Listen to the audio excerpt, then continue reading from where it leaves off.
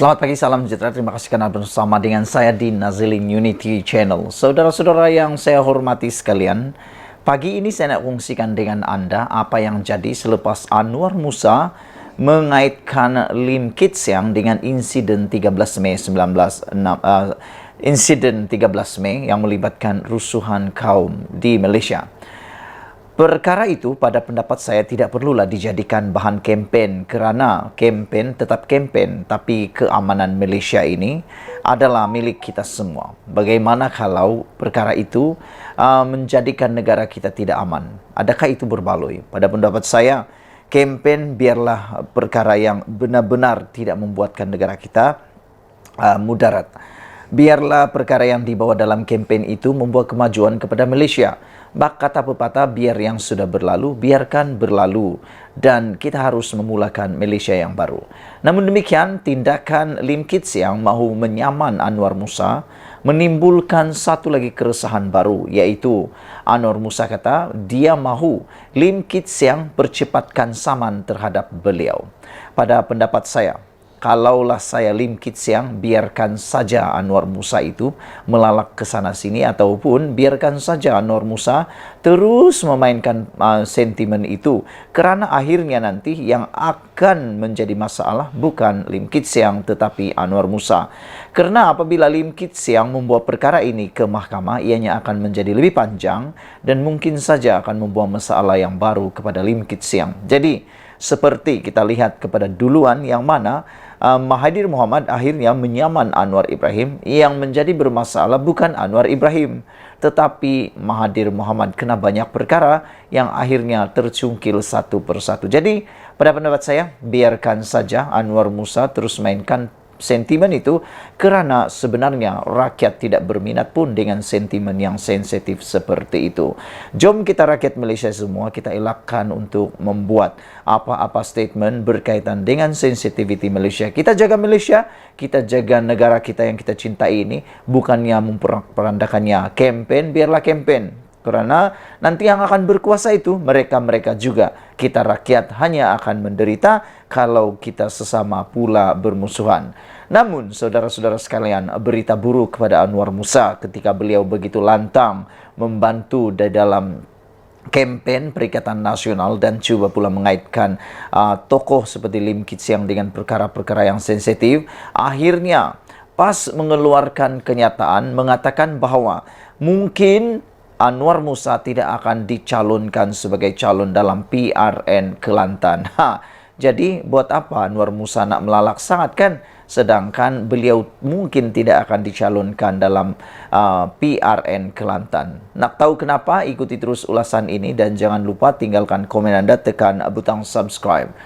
Tekan butang subscribe itu percuma. Saudara-saudara, Anwar Musa berkemungkinan tidak bertanding mewakili PAS pada PRK Kelantan 12 Ogos ini. Tak tahulah kenapa Anwar Musa yang begitu lantang sekarang ini tiba-tiba pula dikatakan oleh sumber ini bahawa tidak akan dicalonkan, mungkin tidak akan dicalonkan dalam PRN. Presiden PAS Abdul Hadi Awang berkata, Anwar yang juga Presiden Muafakat Nasional MN memaklumkan tidak berminat terlibat dalam undangan Dewan Undangan Negeri DUN negeri itu. Katanya, Anwar Musa akan diberi peranan membantu Perikatan Nasional di peringkat nasional. Beliau berkata Anwar Musa memberitahu tidak berhasrat untuk bertanding dalam PRN Kelantan. Kita juga mahu beliau memainkan peranan di peringkat nasional. Beliau berkata demikian ketika diziarahi Pengerusi Perikatan Nasional Muhyiddin Yassin. Terdahulu, Anwar yang juga bekas ahli Parlimen Ketereh dikatakan antara calon disenaraikan PAS untuk bertanding. Manakala anaknya Afif Amani yang juga Ketua Pemuda UMNO Ketereh juga tersenarai calon berpotensi bertanding di satu kerusi dalam kawasan parlimen tersebut. Itu sebabnya ada yang mengatakan bahawa mungkinkah akan berlaku pertembungan anak melawan bapa. Anaknya ialah Ketua Pemuda UMNO Ketereh, manakala Anwar Musa pula ialah bekas ahli Parlimen Ketereh, yang mana telah pun berpaling tada menyertai Perikatan Nasional dan kini Pengerusi Muafakat Nasional. Sementara itu, Hadi memaklumkan semua cadangan calon yang akan ditampilkan PAS pada PRN 6 negeri telah melepasi tapisan Majlis Ulama yang bermusyawarah semalam. Ahli Parlimen Marang itu berharap momentum gelombang hijau pada PRU 15 dapat dikekalkan. Harap momentum PRU 15 dapat diteruskan dan kita boleh beroleh kemenangan lebih besar lagi, kata beliau. Saya juga berharap pertandingan kerusi Step Dun hanyalah 2 penjuru, senang rakyat hendak buat pilihan, kata beliau. Makna kata yang paling ditakuti oleh Hadi Awang ini ialah berlaku pertembungan 3 atau 4 penjuru.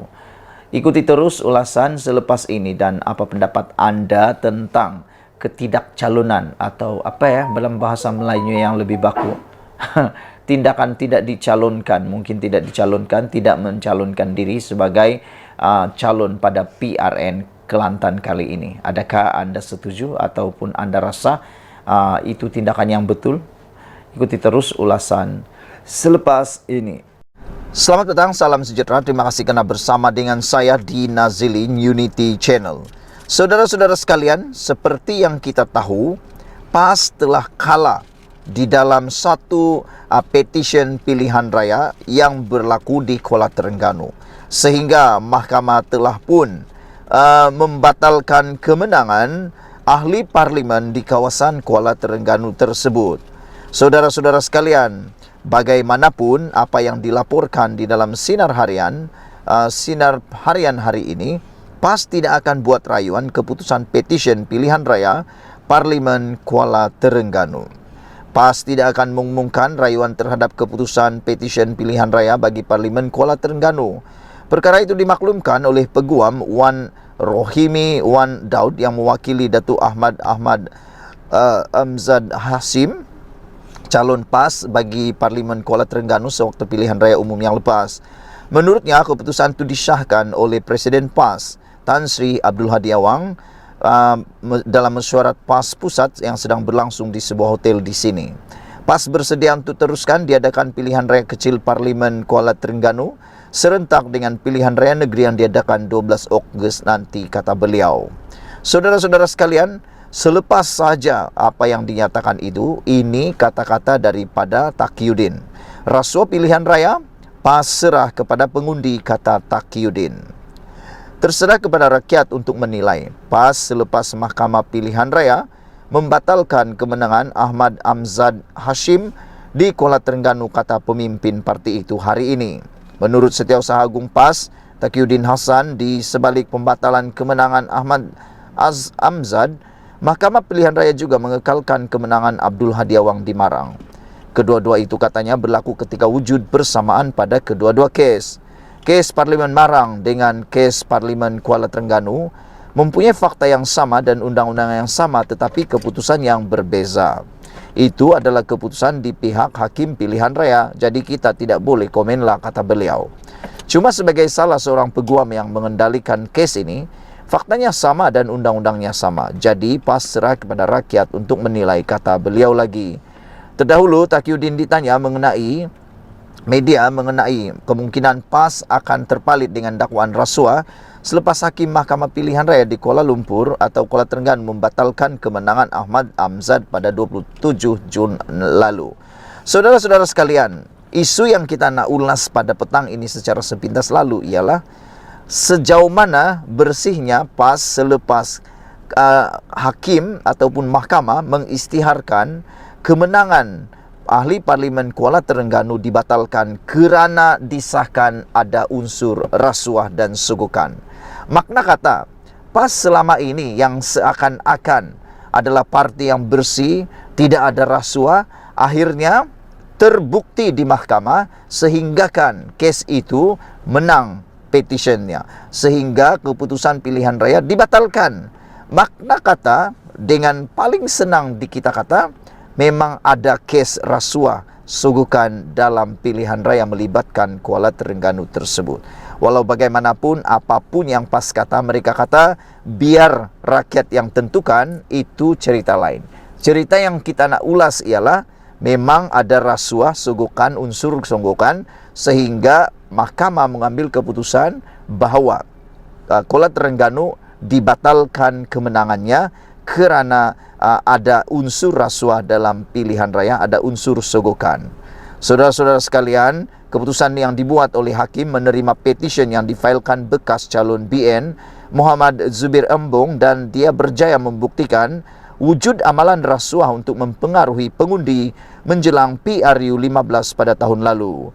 Bagaimanapun pada hari yang sama, sebuah lagi Mahkamah Pilihan Raya menolak petisyen yang dikemukakan untuk membatalkan kemenangan Abdul Hadi Awang. Saudara-saudara sekalian, kata PAS dengan rendah diri yakin terhadap sokongan rakyat akan kekal kepada Perikatan Nasional terutama di Terengganu ini, kata mereka. Saya tak berapa pastilah calonnya akan terus calon yang sama atau ada calon yang baru.